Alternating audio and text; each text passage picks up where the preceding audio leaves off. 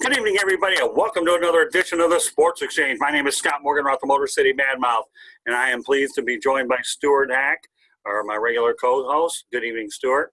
Good evening, Scott.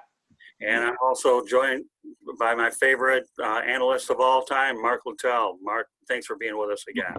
Thanks a lot, Scott. Glad to be here.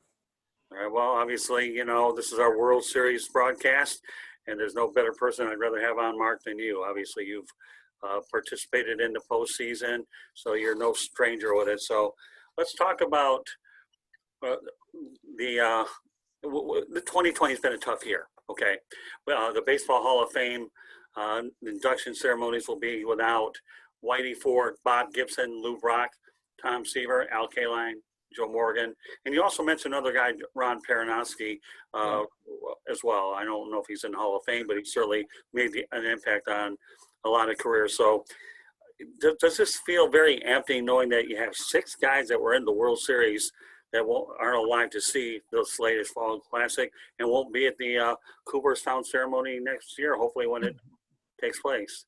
Well, that's going to be tough for a lot of people because that all happened in less than 6 weeks, a period, maybe even closer to 5. But I knew Gibson, but I knew Brock.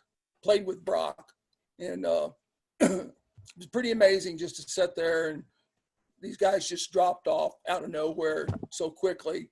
Gibson had pancreatic cancer, and Lou had also a type of cancer and passed as well.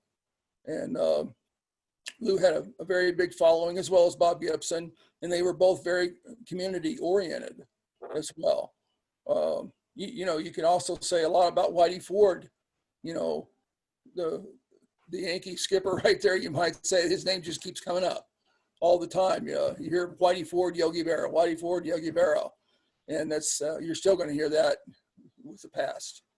So it's tough. Yeah, I guess Morgan, another good player, a great player, great announcer as well. Did a great job. So. Did you have a relationship with some of these players throughout the years? I know that baseball to me is a small world. I mean, being a writer, Mark, like I have been for the last 40 years, you could be away from a guy for 10 years and it's like you never even forgot him. And I know that when you talk about this big cocoon, it's really so small when you put things in perspective. Do you know what I mean? Yeah, it's not that you see him so much, but when you do bump into him or whatever, you just pick up where you left off. Yeah. And it's a very close knit society of group of people that they know you know them. You might have faced them, you've never talked to them, but you speak the same language, and you know the same things about what they did. If I was a pitcher, I knew this guy's a hitter. This hitter knew so and so is and you listen to them talk, and the same is said about myself sometimes, I guess too. So it's neat. Yeah, it's just camaraderie. It's a good camaraderie group.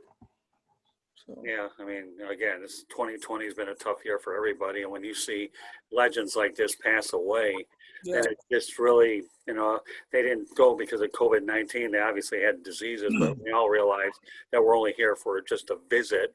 But you hate to see so many of them go so quickly over the course of a 6-month period. I mean, really, that's just unbelievable.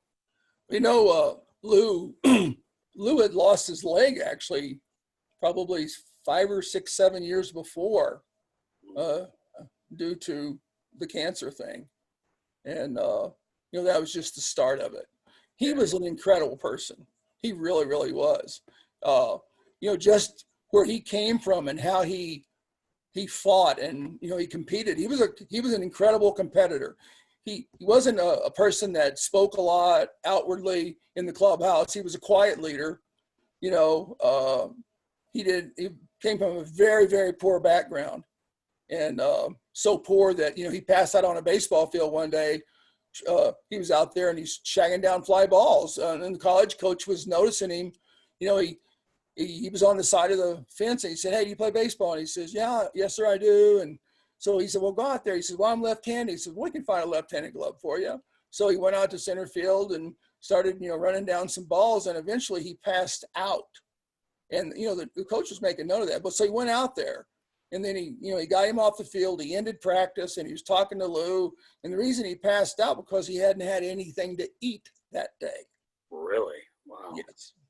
No kidding. Well, being a former Cardinal, I know the Cardinals probably, I gotta believe, do a lot with their alumni, and there can be two bigger ones than Bob Gibson and Lou Brock for sure. Oh yeah, they were major. There's no doubt about it. And you see the lineup, down there where they're wearing their Cardinal Hall of Fame jackets as well. And you've got Whitey, and you had Red Shane Danes, and you had a big lineup, and Suter was in there. You just had a big lineup out there on the field. Ted Simmons now, is out there as well. Ted's going to come up, this year in Cooperstown, and I'm really looking forward to all that. I think it's really cool that. Ted Simmons is actually from my hometown of Southfield, Michigan. He played over at Southfield High School.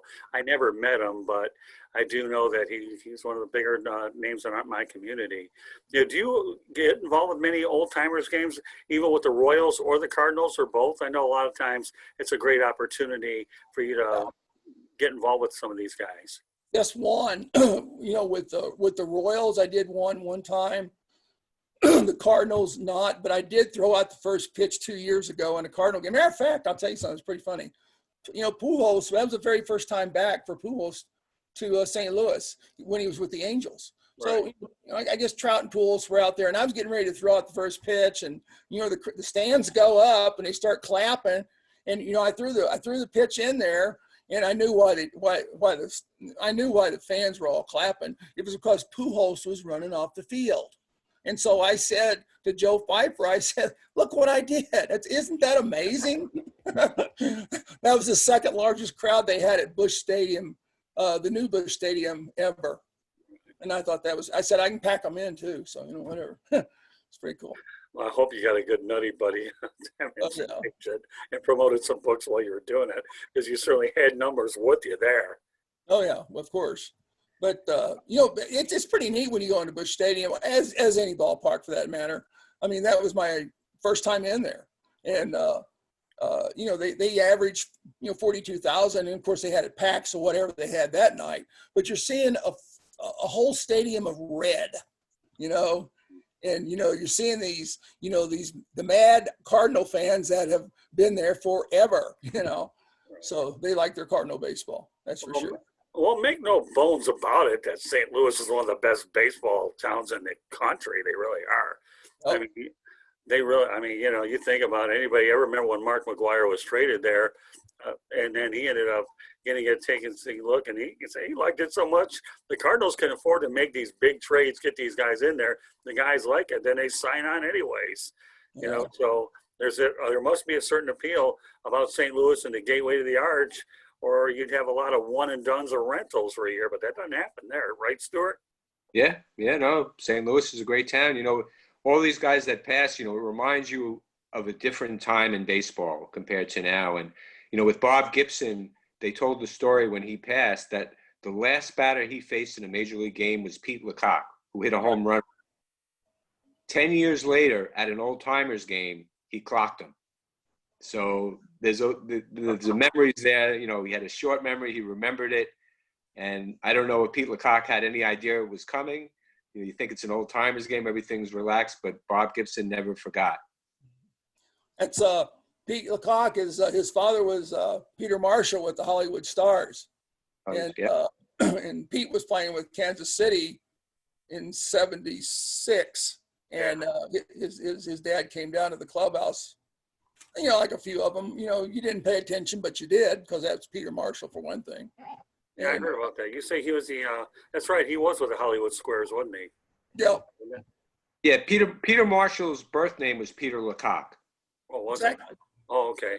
I see the connection here. Yeah, they didn't want that on TV, I guess, whatever. Well, those Hollywood people, they have these simplified names like Marshall. Who's going to know anyways, right? Exactly. In the retrospect.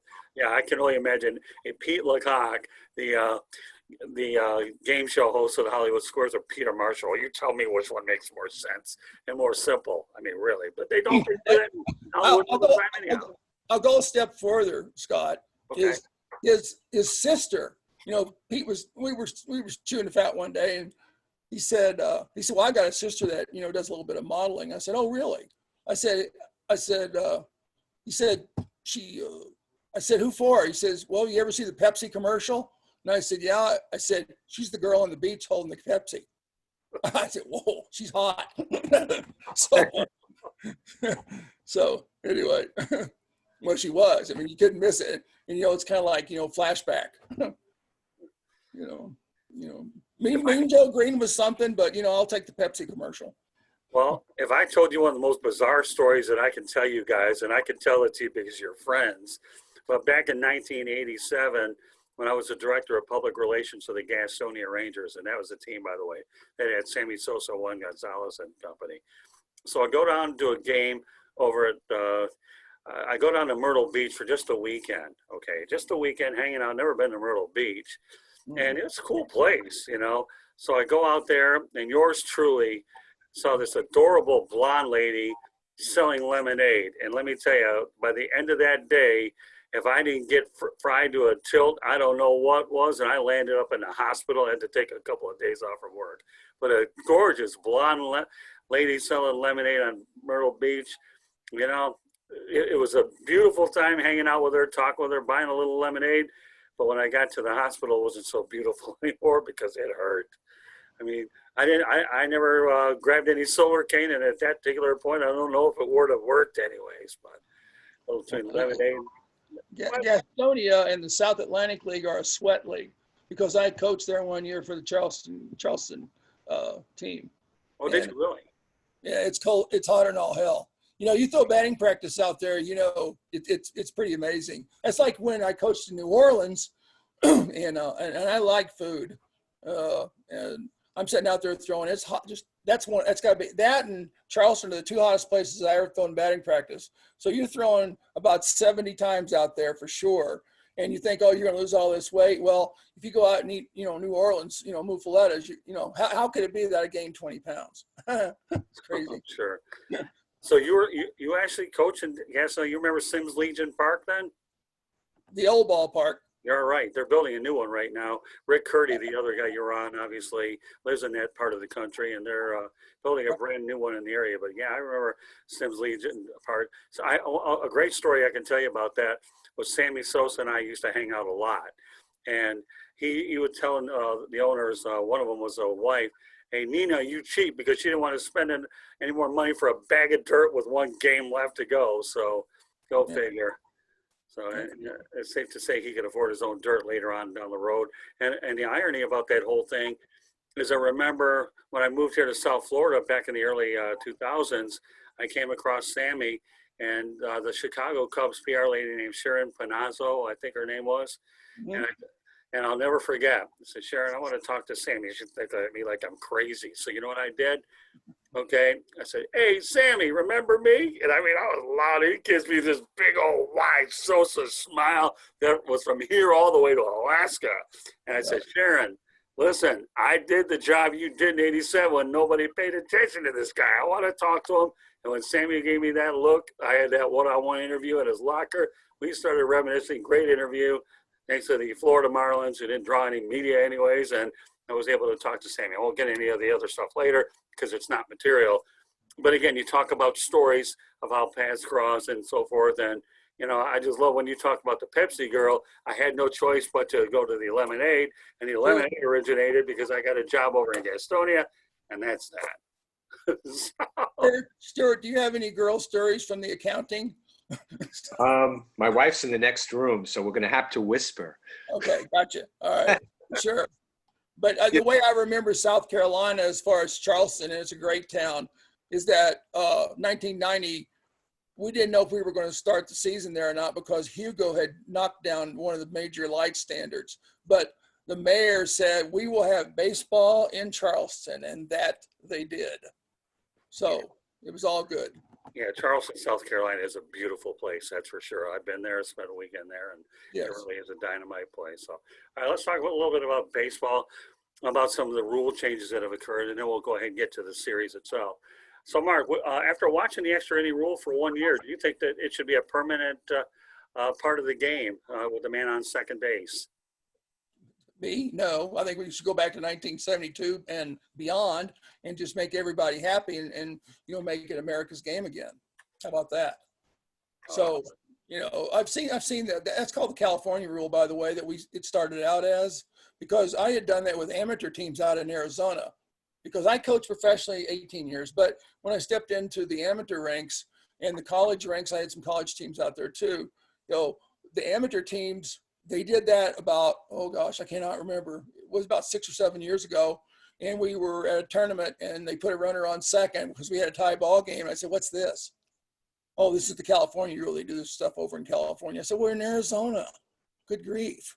So, to get this thing sped up, that's exactly what they did, because you had to shift fields. And, with all the fields out there, spring training sites where they held these things, it's money. So you just can't have extra innings when they're trying to have, 50 teams switching fields all the time. So. Yeah, the first time I ever saw it was in the Florida State League, and I couldn't stand it, to be honest with you. That's, for a pitcher, it's a nightmare. I understood why everything was done here during the shortened 60-game campaign. They had to speed the games up. They had to get as many as you can. You had 70 doubleheader, blah, blah, blah. But to me, for them to even consider such a rule like that, man, on second, I do have a problem with the purity of the game, especially with that particular rule. So obviously we're in the World Series. Is it unheard of that in the World Series that a game should be a bullpen day instead of having a true starter? Yeah. I think you're going to see a lot of that from now. I mean, it's just the way of the world. I mean, that's what's happening during the regular season. You're seeing it. You saw it in the earlier playoffs. You're seeing it tonight in the World Series for the Dodgers. It's just, for whatever reason, that's how it is. Well, the guy pitching tomorrow night, who's the guy starting tomorrow night for the Rays? You brought it up, Stuart. The pitcher for tomorrow's game. Well, it's an off day. They're playing tonight. I mean, and we were talking about, somebody only going so many innings and then coming in with the bullpen right behind it. Right. So, I mean, they've done this where they go 2-2-2-2, whatever it takes to get through this whole mess. And, it's interesting because you're going to take a starter that's had a long year, maybe in today's standards. And, toward the end of the year, he's going to go out to the bullpen and throw 2 innings, and he's going to be hopefully, I guess, useful, for the tail end of this run. And if you're going to put more teams in it next year, as they're talking about, you're going to have the pitching core deeply involved, more so. And, a lot of people, they always say, oh, look at this hitter and look at that hitter. But when it comes right down to it at the end, it's all about pitching. It really is. And defense. Defense is big. And that's one thing, the Blue Jays have very good defense. Obviously, the Dodgers do too, or they both wouldn't be where they are right now. Right. But I really struggle with that, Mark. I really, really do. To have a bullpen day, really? I mean, come on, 2-3 innings. I mean, it almost borders with some of the things that we've spoken about, not last week, but throughout the season, that is this game going to become so unwatchable that you have to see things that you would never imagine? You know what I mean? Obviously, I understand them going to the shift a little bit here and there. I mean, in certain cases, I could accept certain changes, but not to a point where we're talking about a bullpen day in the World Series. That's just, I don't know. I really, really struggle with that, Mark. I really, really do. And you being a guy that's played in the game, I can imagine you probably might too. Well, the thing is that, you're going to read about the starters in the paper and they're going to say, BBC, it's bullpen by committee. That's going to start. So you're going to, bring in your 4 pitchers, and you might as well have those 4 pitchers in a row already listed. So you got bullpen by committee. That's your BBC at the time. So, I was a closer, and, back then the closers, we'd go 2-3 innings, a shot. And then, sometimes we'd go in innings. Sometimes, I got my first save on one pitch. I remember one time it was in Oakland. I threw a pitch, the guy popped it up. I said, hallelujah, I can't believe I get a save for this. They switched the rules, and stuff like that. So, you see that a lot, when the rules change, everyone's shocked and it's like, oh my God, what's happening? yes. They put the designated hitter in 1973. There was an outcry. It was like, why are they doing this? Exactly. But Yeah. you're going to see the universal DH. That's going to be the one thing out of this season I think that's going to stick permanently. And even things like, from Mark's days, he said he would go multiple innings as a closer. Then it went for 1 inning, and that's become the norm. Right. So things, little by little, things change. And even these bullpen by committees, we could be having this conversation in 15, 20 years. Right. And that's a normal thing. And we're not going to say, oh my God, that's horrible. That's just going to be the normal. In fact, if they ever switched back to where a starter was going 5 or 6 innings, we'd be like, oh my God, wow, 5 or 6 innings. That's pretty radical there. Right. But then if you put things in perspective, I asked Don Mattingly this earlier in the year, and I asked him, if we're going to have these types of things where you have to have at least 5 innings to get a win, do you even modify the rule, maybe a 4 innings get you a win? I mean, because then we all know that baseball is predicated, Mark, and Stu, around statistics. If you're going to go ahead and make a philosophical change, what we're doing, why don't you modify how you get a victory as well and make it 4 rather than make it 5? And I think the other thing that will probably stick is a 3-batter rule as well. But then I don't have a problem with that one, only because back in the day when you pitched, Mark, 2 or 3 innings was the norm anyway. So what's 3 batters? You know, that was the old time, you know, and there aren't very many pitchers that nowadays go more than an inning unless you bring out Josh Hader, and I'm sure there's a few other guys that Sure. can handle it in either era. But, you know, to me, I don't know. I would think that if you're going to go by bullpen by committee, that there should be a minimum of 4 innings to at least get a victory in this whole thing if you're going to modify it to that point. Now, does that cheapen a 20-game winner?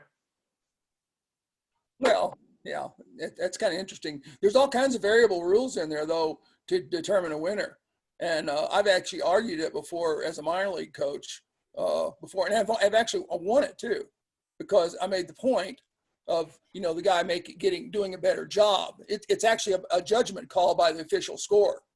So I did that twice, I remember, to where I said, you know, this guy really deserves the save because the guy went in and got in 4 2/3, and the guy that came in, he kind of did okay, but the guy that finished out the game should have got the win. You know, because he did a much better job than my second pitcher, and the guy that closed it out. And you know, they agreed, you know, to that. It's purely a judgment call. I can't remember what rule it falls under. It's 6 Right. something or whatever. So, but you know, You know, it becomes an interesting thing, you know, if guys having their contracts like incentives for wins, and now things change like that, and if it becomes an official scorer's decision, good point. whether someone gets a win or not, you know, you could see, like, I remember Bobby Bonilla went up to the official scorers once. He got charged with an error. He didn't like it. I don't think the official scorer changed it, but you might have players contacting official scorers saying, you know, hey, you know, I deserve the win. No, I deserve the win. You know, what does it come to? We'll have a fan vote after the game. Okay, you know, call this number, hit 1 if you think Mark Littell deserves the win, hit 2 if you think Goose Gossage deserves the win. Right. Actually, a staff member has to call on that, not the player. They won't talk to a player. So it's kind of interesting. But no, you're right. You know, that's a big thing about the statistics. And the other thing too is, I was sitting here thinking was, remember when they used to have the setup man? Well, they don't have a setup man anymore. I mean, I haven't heard the setup man. Well, where's the setup man? Oh, well, there's 4 of them, I guess. Well, Is there really a closer? You know, you have the 8th inning guy. That's like a new term. Yeah. Or the 7th inning guy. You know, that's kind of replacing what setup was. Sure. So, you know, and then, but there, you know, the terminology, the analytics, you know, the whip, the whatever, you know, it's, you got to dig into it. You got to have a chart to read it. So, and then to calculate it, you know, there's all kinds of, which you're very good at, Stuart. So that's your area. It's certainly not mine, that's for sure. No. Yeah, I know. I'm usually known for the Webster's Dictionary, not the calculator like my Hack Attack, counterpart here. That's for sure. I mean, you know, he's got Webster's. He's got the Texas Instruments. At least that's what they were back in the day when they were $40 a head. But, Yeah, that's about right. Never too far away from me. I know. I figured that. Yeah, but I was waiting for that, Stuart. Okay, so good.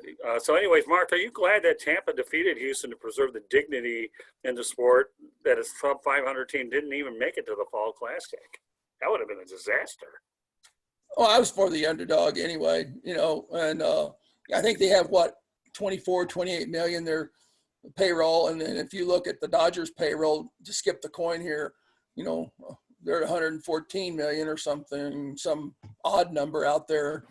It's 4 times or whatever, So I'm kind of for the underdog right there. I was watching the pitcher. Who was the pitcher, Stuart, last night for Tampa? Oh, Glasnow? Glasnow. I was watching Glasnow pitch, and he wasn't hitting his mark. He was missing, a little bit here and there, and he was missing enough that you kind of thought he was going to run into some trouble, some issues down the line, and he did. He ended up throwing a lot of pitches. I don't think he made it through the 5th. Actually, he ended up throwing, I think, 110 or so, which is a lot. 12 to 14 pitch innings are, that's where you want to be, get off the field. When you're throwing, 15, 18 pitches, when you're throwing 18 pitches, somebody's probably going to score on you at that point, unless you're living life right. Do you think the players on the field, there were nerves? Because in last night's game, obviously you didn't have the fans screaming like you normally would for a World Series game. Do you think, it's hard to say, like normally a young player could really be unnerved, sellout crowd, World Series game if they've never really been in a big game before.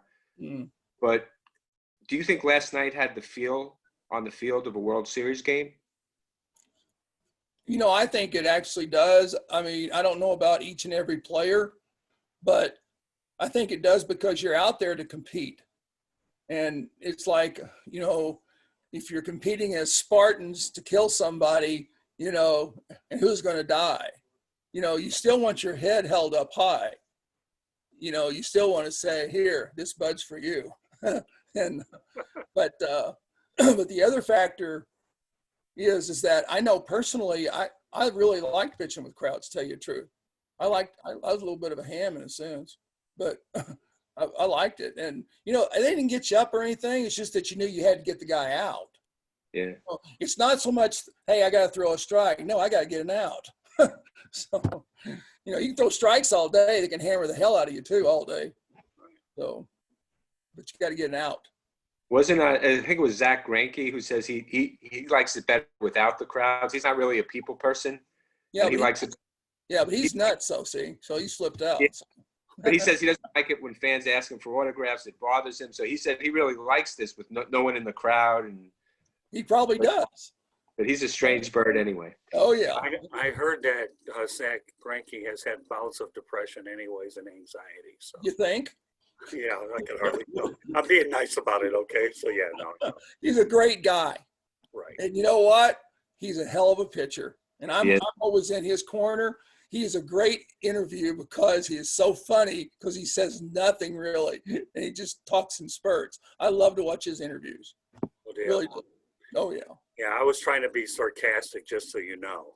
I know you were. Come on, we got to add a little bit of life. I was the bad boy. No, that's okay. Hey, listen, Mark, the one thing I love about it when we bring you on is this show is anything but boring. We know that, for crying out loud. That's right.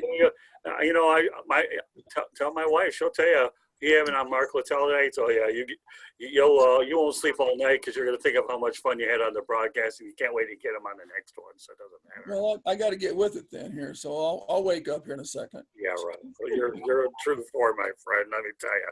So I got to ask you. I mean, I don't know if we've talked about this before. We'll bring it up again, though. Should there be an asterisk on this year's champion? It's play ball, whatever it is, but. You have some guys that if they had continued for the rest of the year, you don't know what their batting averages would have been, or the pitching, if it would have fell off, or some guys would have improved. You don't know that. I guess you could say that. It's kind of like you need an asterisk, because guys were on, PEDs and smoking pot and joints and crack and everything else. And, I don't know. But is an asterisk warranted on a 60-game season to get the World Series? I'll tell you what, the postseason has definitely played to its true form like it does every other year. It's a grind, and they played a lot of games in a row. And I think the one thing that it's safe to say that did not happen was during a shortened campaign, you didn't have a 400 hitter, so that'll never come into play. I think, what was it, DJ LeMahieu hit like what 360 something. I don't know off the top of my head. So at least that record per se was not attacked there. So we don't have to downplay the significance on it. I may not like the analytics and all the other things that are happening with baseball, but you have to tip your hat to the commissioner on this one for having baseball. Yeah. And getting it done. You also have to tip your hat to the teams that are in the World Series and the playoffs. To the administrators, you have to tip your hat to the managers, to the teams that made it all happen. Even though there was COVID, who was steady, who was steady and going after and going forward to try to stay healthy during this whole mess. So they had to be very diligent about their work ethic and being healthy at the same time. I was on a Marlins media availability call. Don Mattingly had his season ender, and he's doing it from the comfort of his own home. And the thing he was asked during the media availability, what do you like best about being out of the bubble? And you know what he said? Being able to eat on normal plates with silverware and not out of a paper container or a paper plate. Yeah. I mean, I get it. And what this guy went through it, I'll tell you what, he's a Sporting News Manager of the Year, and I hope he gets the AP. Let's talk about Mattingly. Do you feel that he is the Manager of the Year outright, Mark? Yeah, he's done a really good job with a bunch of especially young kids that they were just pushing him off to the side. No, this isn't going to happen, and he made it happen. He made it happen. He made them believe in themselves to go out there between the lines and play the game of baseball the way it should be, up to their highest level, that they could do it. And they competed. So, you know what? They're going to walk into next season and they're going to be a reckoning. So that's all good. It's all good. Have you ever met, Don Mattingly? Have you ever met him at all? Shook hands with him once. I know he's from Evanston. He's a redneck, like me. So whatever. Yeah, Evansville, Indiana, as I understand it, right? Right. That's close enough. They grow corn. Oh, do they? We have soybeans. They have corn. Okay. Yeah, Don, he's a pretty down-to-earth guy. He knows his baseball, and he's done a really good job with that franchise. He really has. And you're right, he's the most even-keeled, down-to-earth guy. But what he had to endure with all those, that outbreak early, everybody's laughing at him, and then all of a sudden the Cardinals got hit with it. And everybody had to take it serious. And I think you're right, Mark. In fact, I know you're right.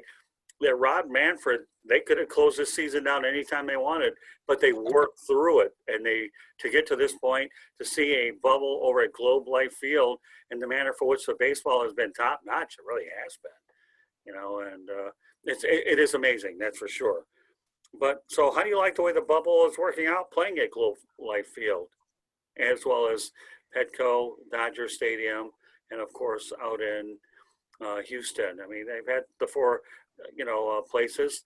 Do you think it's worked out quite well? I know that Globe Life Field, I hear, is brand new. They say it's a gorgeous ballpark. I think it's middle ground for everybody, and you have to have middle ground. It is, like you say, a gorgeous ballpark. I think they just want a nice playing field, and they've got one. And it really doesn't matter what town they're in so much, but that was the perfect pick. I'm thinking anyway.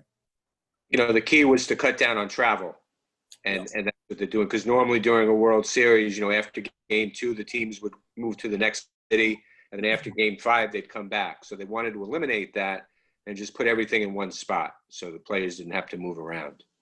Stuart, did they have fans in the stadium a little bit on that World Series? Did they have a few?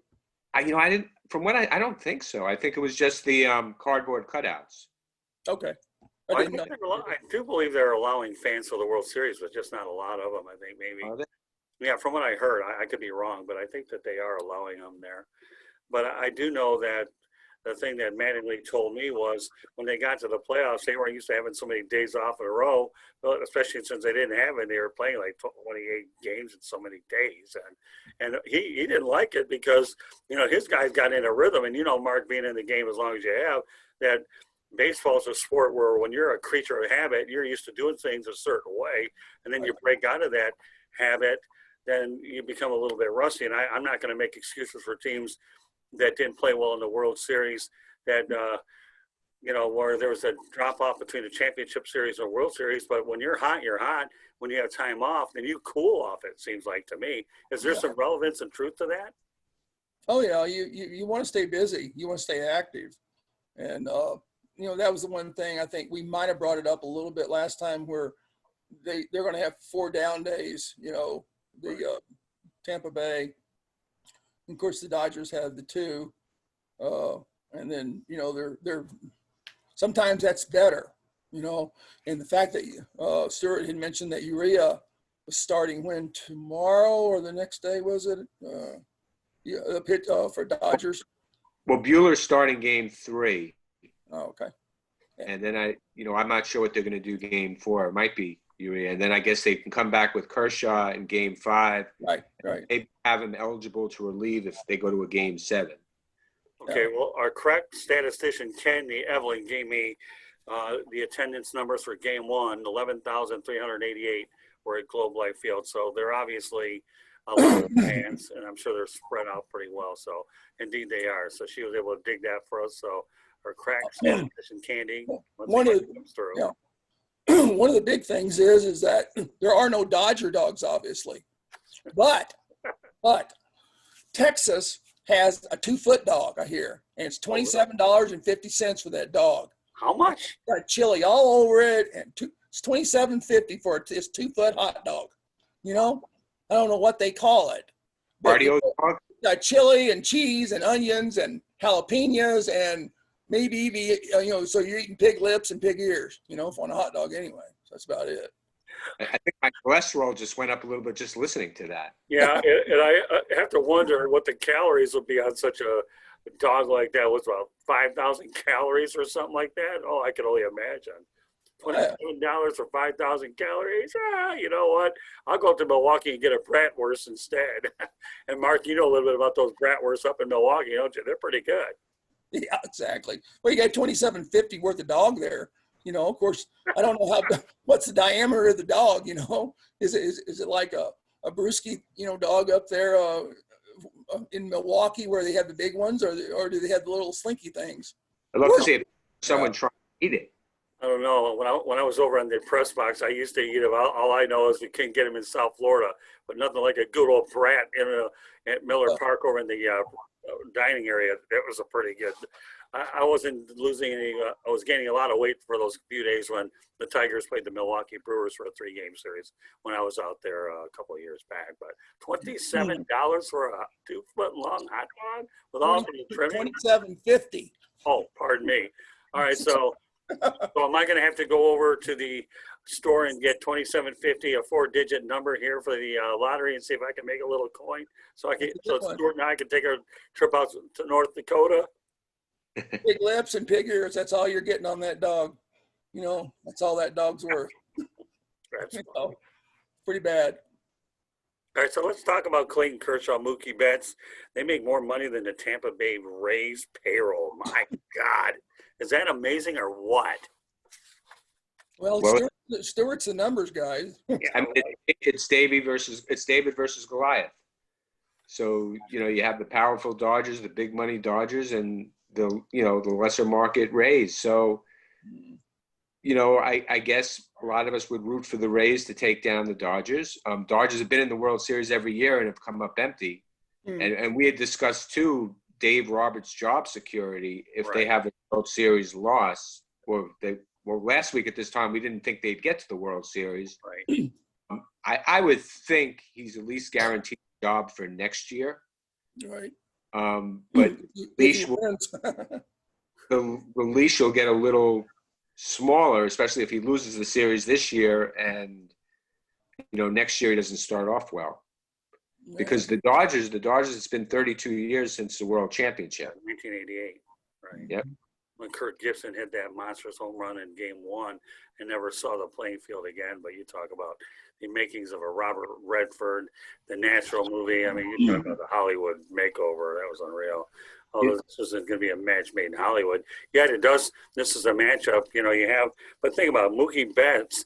last night stole 2 bases and nearly had home stolen and was able to walk in there off that manufactured a run with an infield ground out. So, but it sounds like when the Dodgers took that 8-1 lead, you almost got the feeling whether or not the Tampa Bay Rays were actually shell shocked. But at least yesterday you saw that those two fellows earned their money. Clayton Kershaw gets you close to 6 strong innings, and everybody knows that Mookie Betts to me. And the last game that I saw and my wife saw before COVID-19 shut everything down, we saw the Milwaukee Brewers take on the Dodgers at Camelback Ranch, and baseball got shut down right then and there.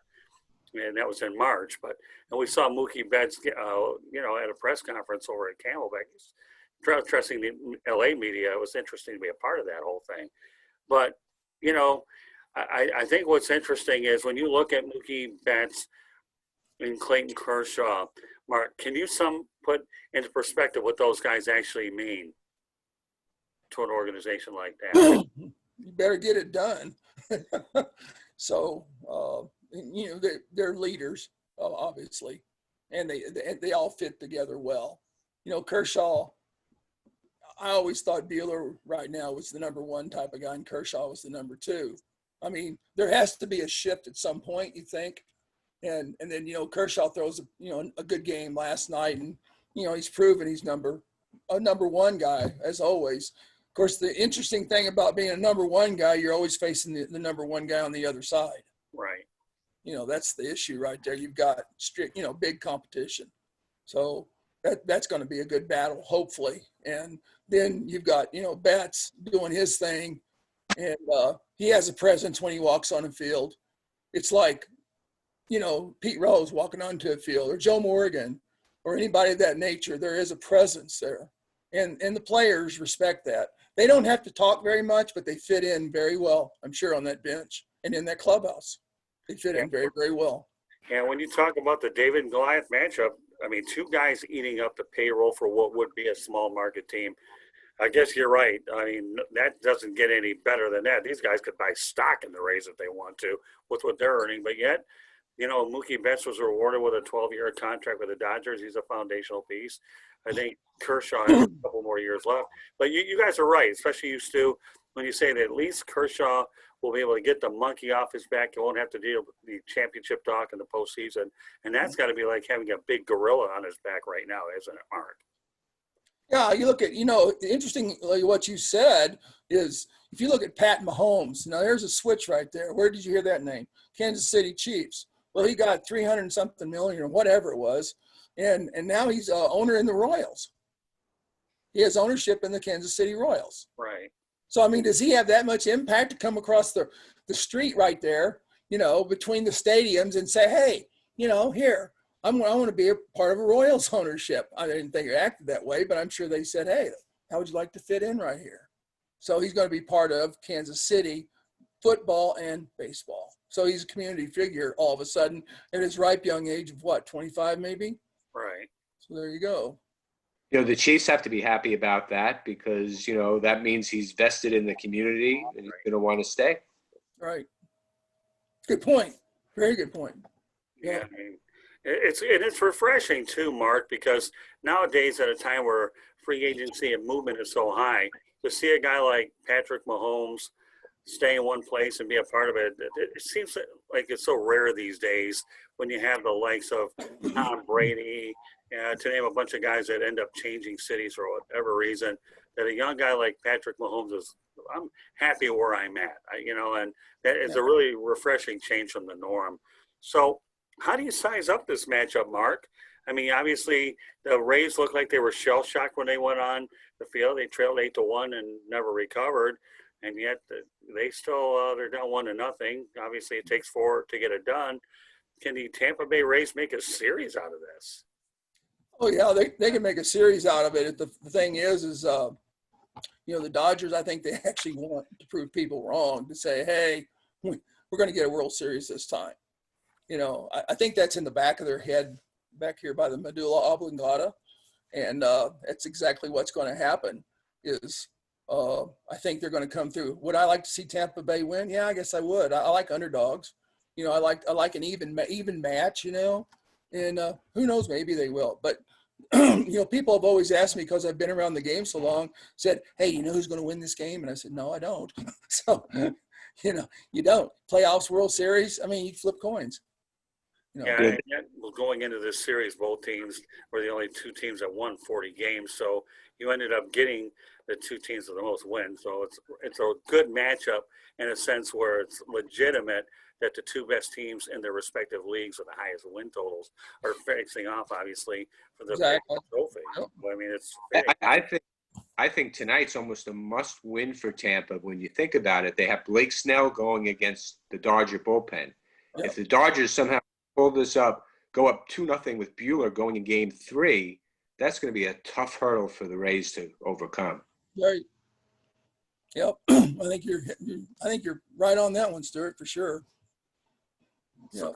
So Mark, when you summarize a 2020 season, what are some of the things that stand out most about this very different campaign, hoping that we'll at least get some sort of normalcy next year?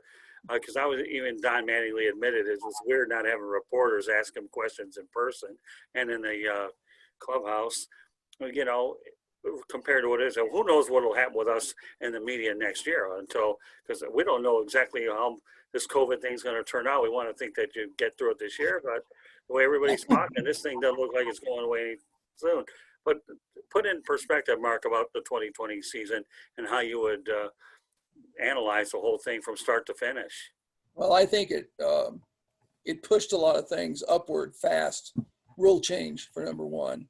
It pushed it over the top to where you're probably going to have universal DH from now on, and you're going to have maybe the runner on second, and who else knows. I think it's going to have to play out a little bit too to see what the fans think, because the fans are the ultimate story in the test. They're the litmus test out there to say what's going to fly and what's not going to fly. You've got your young fan. You've got the fan was brought up by his dad. Even his daughter took her to the ball game. And then you've got the older fans. You've got three different categories of fans in my estimation. So you've got to try to say, are we hitting home runs here? Well, I think the millennials, and I like millennials, believe it or not. I do like millennials. I mean, they got issues, but I still like them. But but the deal is that they've got to, they've got to rein the younger people in, some way. I don't know how, but you want those young people to hit a home run. You want them walking in the turnstiles when they come into the ballparks, wanting to see a baseball game, for whatever reason. To me, the 2020 season was almost like, you go into the bathroom in the middle of the night, it's dark out, and you're trying to find your way there, and you might stub your toe on a few things before you get to the end result. But if you do it a few times, you get used to it, you can make that trip to the bathroom without hitting anything. And that's kind of what baseball did. They had a little bit of a shaky start. They had to feel their way to the bathroom, make sure they didn't stub their toe that much. But eventually, as the season went on, they were able to make that trip without stubbing their toes or doing anything, and it turned out okay. Exactly. I mean, I love your analogy, Mark, last week about the Xbox, because that's what you're dealing with millennials. You talk about the Xboxes, keeping their attention that way. Nowadays, everybody has their cell phones or they're distracted anyhow. And part of it might have had to do when they had to put the netting up there because nobody was paying attention to the game and getting hit by balls. Not that a fan wouldn't get hit with a foul ball anyhow, but when you're not paying attention, your reaction time is different. And you know full well that you can get hurt if you don't pay attention to a certain extent. So, I again, when I look at the rule changes per se, I hope they don't go ahead and keep that second man on second base. I really don't like that rule. I don't. I struggle with it. Well, you're going to sell less beer. It's true. Yeah, they better look at everything. Less beer, less at the concession stand, and less souvenirs if they're getting out of there earlier. I don't know if anybody cares about that. Really cut your advertising dollar down for sure. Yeah.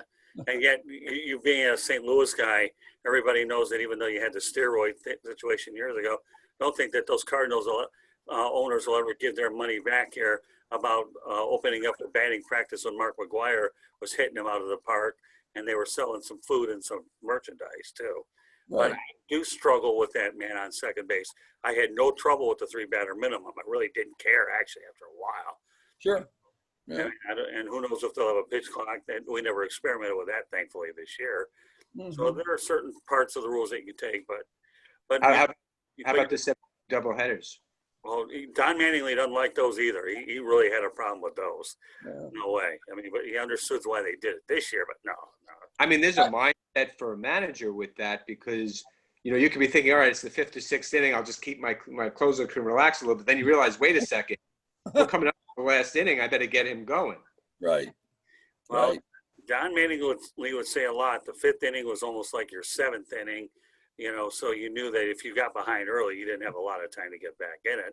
And then, of course, we saw an uncharacteristic amount of routes like the 12 to 15 to nothing varieties of 20 to nothing, which was unheard of back in the day with the larger rosters. I mean, it's just strange.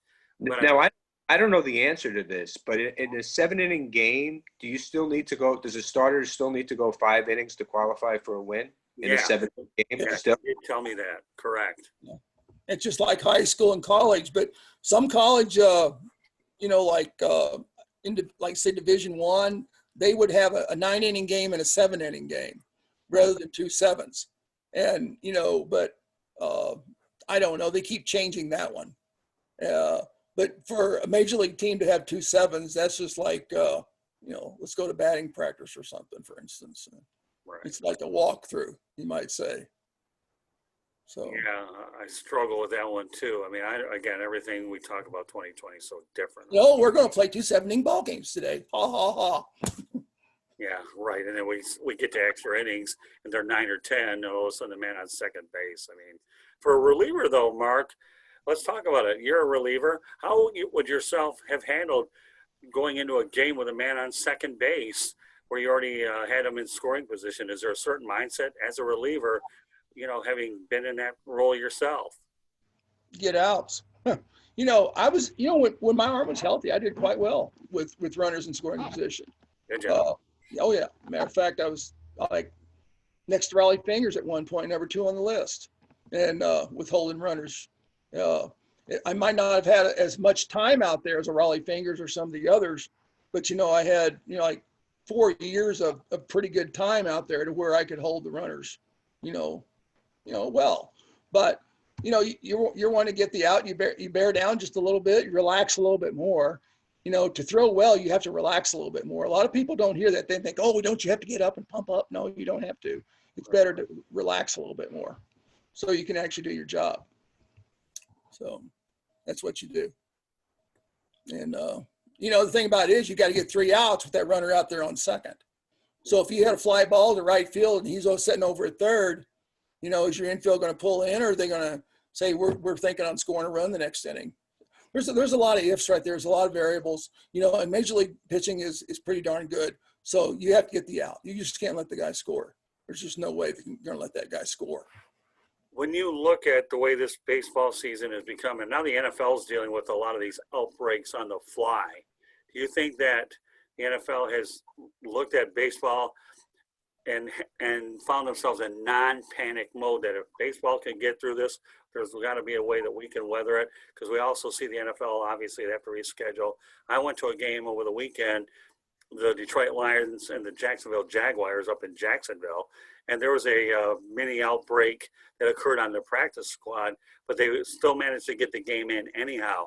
So I would think that at least the NFL can look back at MLB and learn something from this, because I think the NFL is going to have some real challenges since there are a lot more players on a roster than what you had with Major League Baseball. Well, you know, too, if you look at the NFL, you know, they can look back. Are their numbers still down? You know, their numbers on the television, are they still down pretty much? Do you know? I think early on they were. I'm not sure the last couple of weeks. Right. Well, here's the thing, and you know, and I'm not supposed to say this, but they should stand for the national anthem. That might really improve their numbers. You don't have to take that from baseball. So that's my thinking. Well, but you know what? I agree. I you say whatever you want. I'm with you 100%.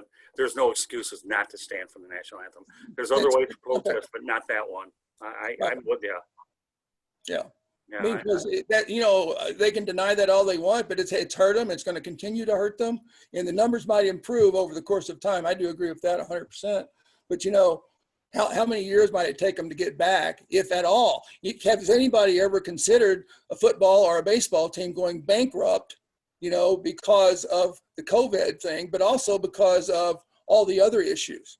That's something to think about, folks. I'm going to tell you that right now, because baseball at one point, a few years ago, I remember when the Diamondbacks didn't have it right. And then Cincinnati's got a little tough time. And some of these other teams have a little bit of a tough time right now. Right. You don't know their books, and what's going on right there. What's really going on with those books. You have Cohen that just came in and bought the Mets. He's loaded.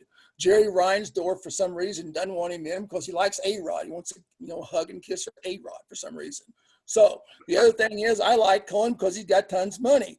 Reinsdorf probably doesn't like him because he can buy probably any player he wants. Well, that's good. He's got the right to do that. He can beef baseball up a little bit also. A-Rod can't do that. Well, Reinsdorf is good friends with A-Rod. Yes. He did that, A. The other issue that Cohen, and what I like about Cohen is Cohen's a lifelong Met fan. So that's what you want in there is, as a Met fan, that's what I want to see. Yep. What I was reading today, Mayor de Blasio, New York City, he can actually veto this ownership change because I guess of some sort of rule that was signed like 16, 17 years ago that says if you're a felon, you can't buy a team or something to that effect. And Cohen was never a felon, but I guess a company that he was working for back then had some issues with the SEC. So they're hoping it doesn't come to that, but that came out today that the mayor, who's not really a popular guy in New York City to begin with, but he can come out and he could stop that ownership. And it might, in his mind, he might think, well, it looks a lot better if A-Rod and J-Lo own the Mets than Steve Cohen. But as a Met fan, I want another Met fan owning my team, especially one with oodles and oodles of money. Well, have we done any background check on A-Rod? Is he a felon? Oh, I'm just kidding. No, that's fine. Hey, Mark, I do want to point out something which I think you really touched on, which is pretty interesting. We have a lot of sports on the sports exchange. We do, and I only bring on basketball once in a while, and I haven't had what I consider a real bona fide basketball analyst. And I've got nothing against the sport. The only one I ever had on here was Bucky Waters, who did the college basketball. Not to say I couldn't get one if I wanted to, but one of the things that has turned me off about the NBA, I call it the NDL. And let me repeat myself, Mark. NDL. You know what that stands for? No, you'll never get it anyways. Okay. National Drama League. Don't need it. And don't get me wrong. I have no disrespect against the Black Lives Matter movement. I don't. That has nothing to do with it. But when those things take priority over doing your job that you get paid very well to do, then I do have issue with that. I really do. And I'm not afraid to go out on record like I'm doing right now. And that's where I think you're right. So when you made that comment, standing for the national anthem, I agree with you 1,000,000%. I really do, Mark, because I think when you talk about the bottom line, that doesn't mean if I had a good NBA guest, I wouldn't invite him on. I just focus on the other sports because, number one, I have certainly a lot of good guests with them because I pursued them. And I have been away from the NBA for a while.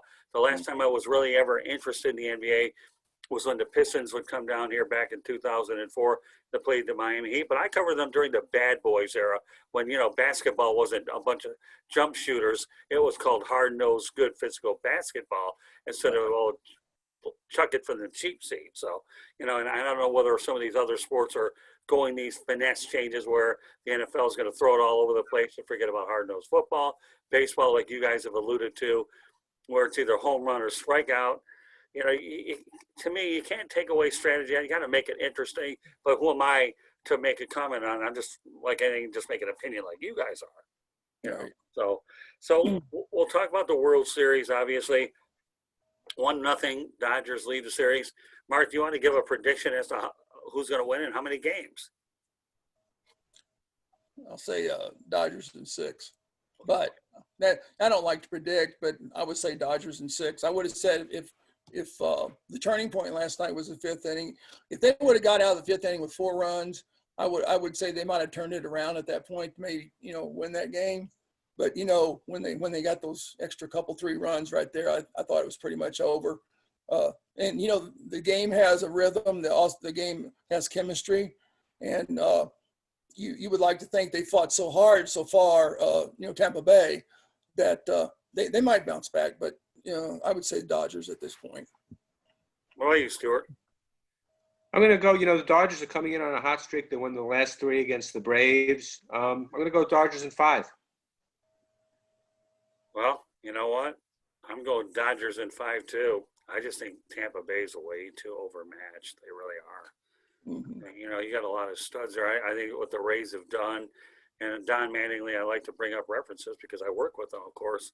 He talks about the Tampa Bay Rays, though, being the model organization for which small market teams are made out of, being able to develop your own players and be able to come up with key trades and have some free agents along with it. Though the Rays are certainly, although the Dodgers at last I look had 14 players that they brought up as well from developmental, but they have deeper pockets to be able to retain them, as Mark alluded to earlier. It's one thing to be able to have young players but keep them, and I know that that's one thing the Kansas City Royals dealt with, that they paid for their success. They really did.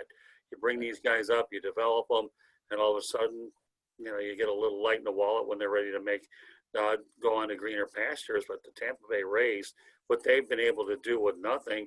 I mean, think about Andrew Friedman for a moment, the architect of the Rays, and then he goes over to the Dodgers, takes the same model, but he has the ability to go ahead and retain players. I call this the Andrew Friedman Bowl, because when you think about it. This is also a series that could determine which city has bragging rights for this year. Who won the NBA championship? Los Angeles Dodgers. Who won the Stanley Cup this year? Tampa Bay Lightning. Right. So now, whichever team wins this series is going to have 2 championships, right. And they'll be the championship city. Right. Good Title point. Town USA. Yeah, you're right. You got the Lakers and the Dodgers, or you'll have the Lightning and the Rays. But it's interesting. It really is. But either way, it's certainly, a tale of two cities so far different. I mean, LA is LA. Well, you've got the geriatric ward over there, but that's okay. Geriatric. Maybe that one got past me. Tampa Bay. Anyway. I thought he was the guy that hosted the Labor Day telethon. Oh, wait, that's Jerry Lewis. Not Jerry. Jerry Lewis. Okay. Not geriatric, Jerry Lewis.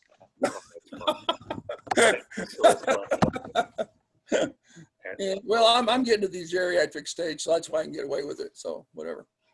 Well, you threw that one by me, and I swung and missed at that one. So. Well, in spring training with the Cardinals, we used to sit out there in St. Petersburg, and we'd be out in the right field bullpen. And, if you get a really hot, nice Sunday afternoon game, you'd see about 8 or 9. Yep, there's another one dropped off. Look at that. There's another ambulance.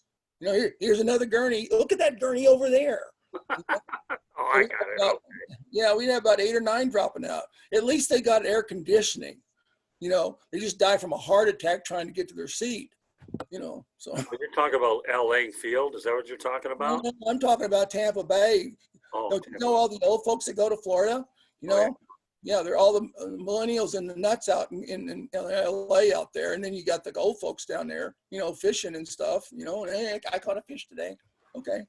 Well, let me tell you, when I was covering high school football down in the Tampa area, because I used to work for the Tampa Tribune, I ended up stopping in St. Petersburg and ate at a Morrison's cafeteria. Yep.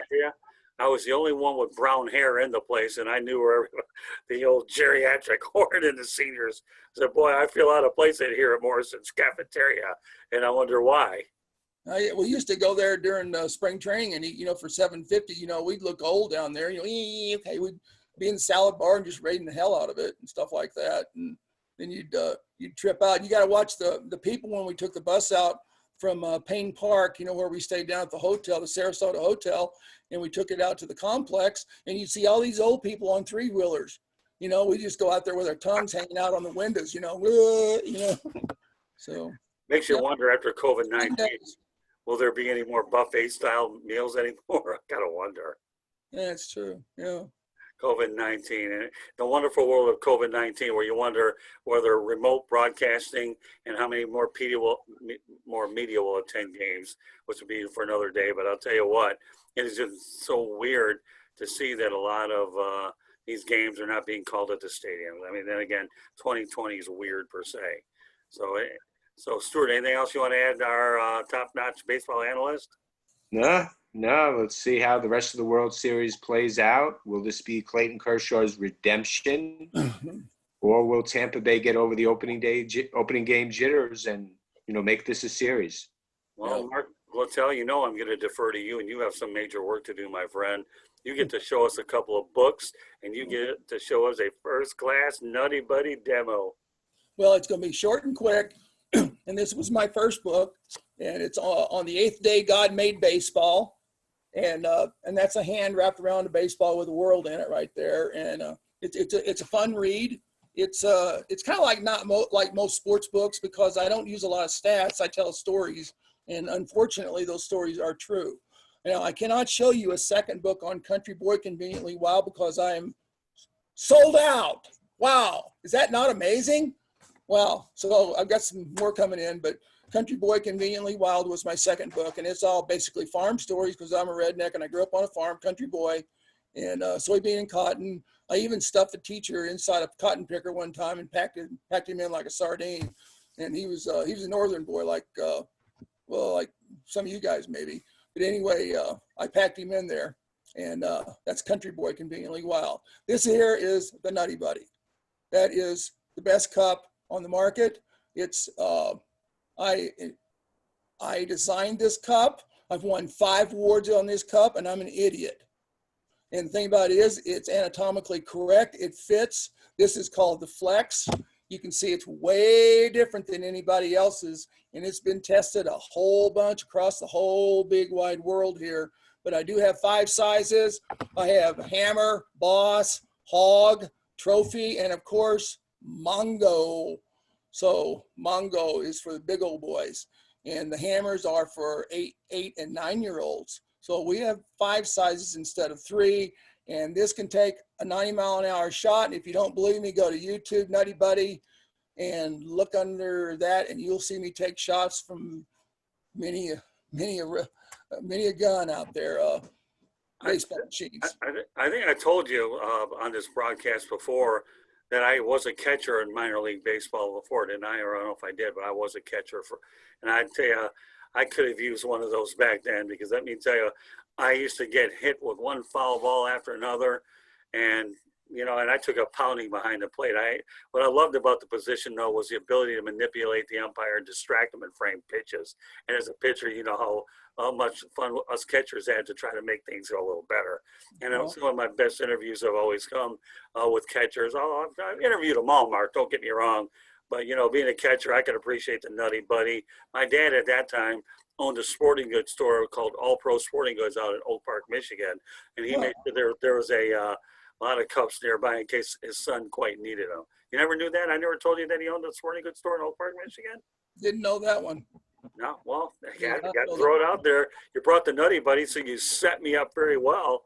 So what can I tell you? But I went through those cups, and I tell you what, knowing what we know now in 2020 or 2019 when we started the Nutty Buddy promotion with you, I certainly could have used it back then. So any other way that people can get a hold of you, Mark?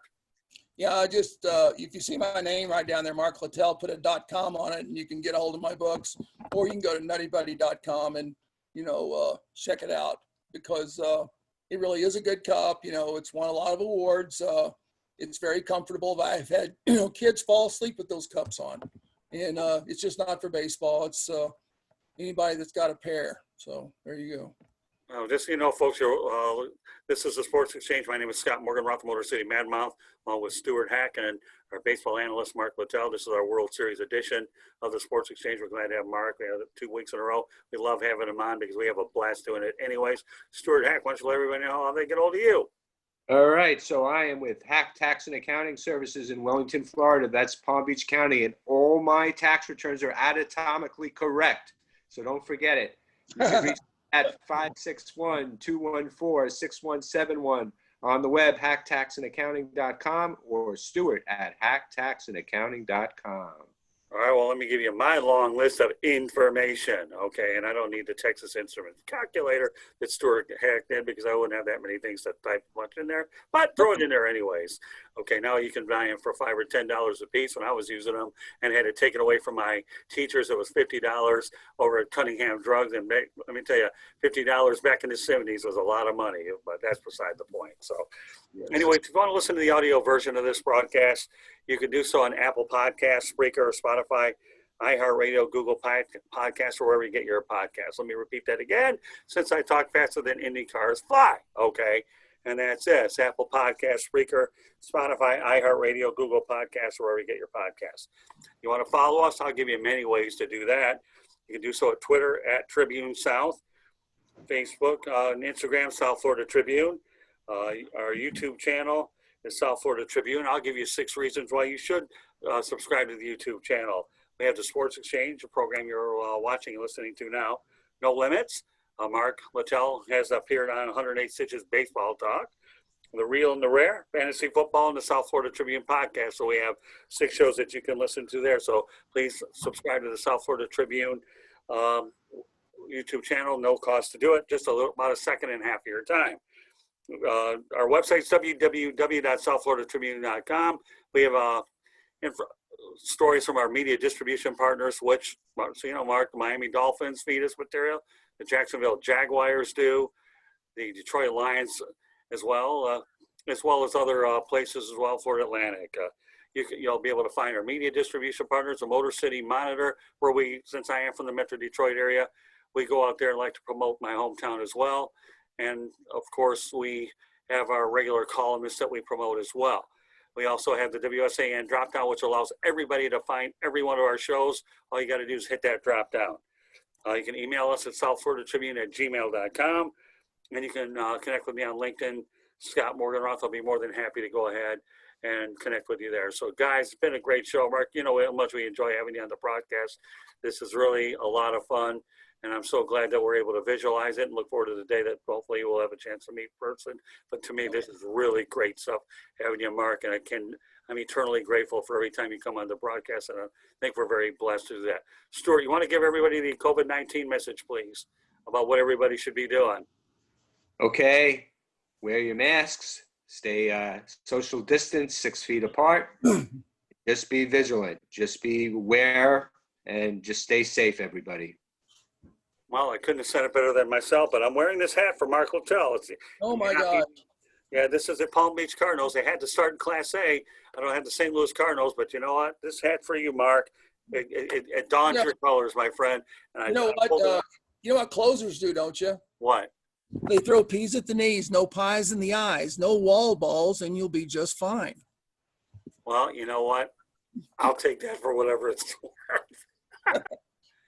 Well, it is what it is. All I can tell you, Mark, and I say this from my heart and my mind, you really are the best. And God bless. We just love having you on. And to me, you're a great friend. And please don't you ever forget that. You really are. I'm so proud to be working with you as often as we can. Believe me, it's really good stuff, Mark. So we appreciate you being on here and sharing your experiences, your stories, and your insight with us. Your contribution is so appreciated. You can only imagine how we really feel about you. So thank you. You're welcome. So on behalf of Stuart Hack, Mark Littell, my name is Scott Morganroth of Motor City Madmouth. Thank you for joining us on this edition of the Sports Exchange. Good night, everybody, and be safe. And enjoy the World Series and everything that lies ahead. Good night.